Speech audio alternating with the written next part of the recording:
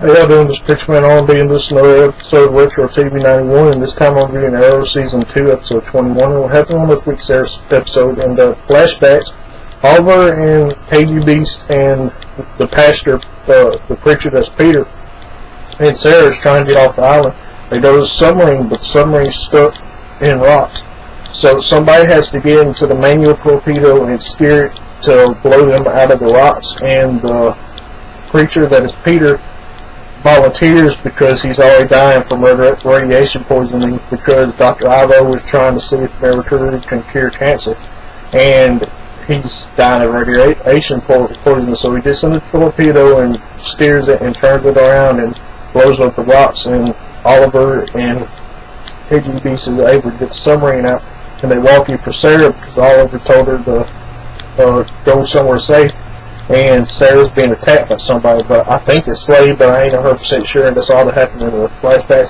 What's happening in present day, Oliver's dealing with his mother's death, and he doesn't show up at the funeral or the reception. He stays in his secondary Arrow Cave that becomes the new Arrow Cave in the later seasons. And Diggle and Felicity have to go to August to get Amanda Waller to track Oliver Queen down, and they do, and they talk to Oliver.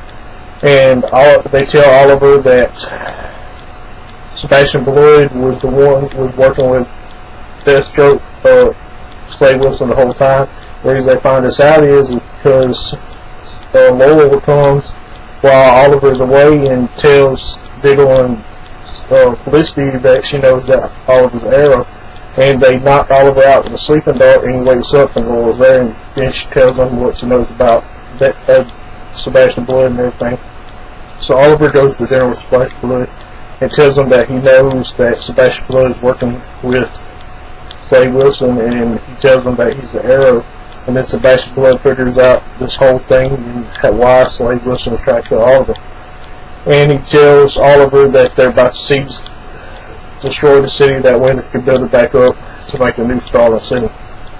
And then Oliver and Diggle and Felicity go to bury the Mercurial army while Sebastian Blood's in there giving them his speech. They're about to blow the pillars up and cave in on the Mercurial army.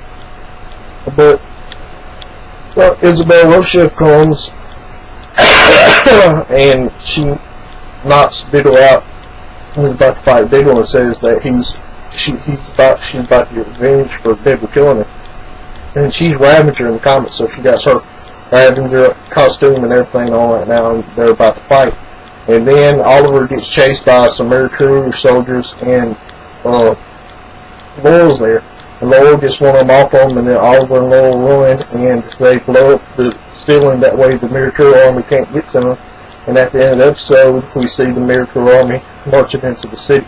And what happens with Thea in this episode, she decides to leave Starling City.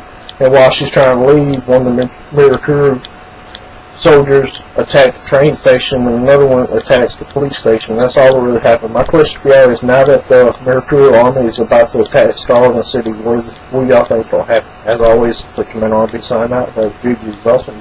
This has been another episode of Retro TV 91. See y'all next time.